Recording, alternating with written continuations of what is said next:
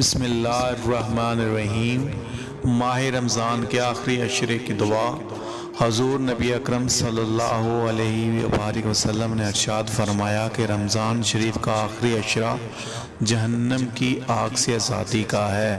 دعا: اللہم اجرنا من النار، اے اللہ ہم کو آگ کے عذاب سے بچا۔ اللہ save us from the hell's fire۔ دعا: اللہم انکا عفو تحب العفو فاعف عنا یا غفور، اے اللہ تو بہت زیادہ معاف کرنے والا ہے اور معاف کرنے کو پسند کرتا ہے، بس تو ہمیں معاف فرما دے اے مغفرت کرنے والے۔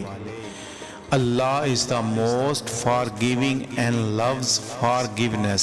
Then you Allah forgive us. Subhanallah.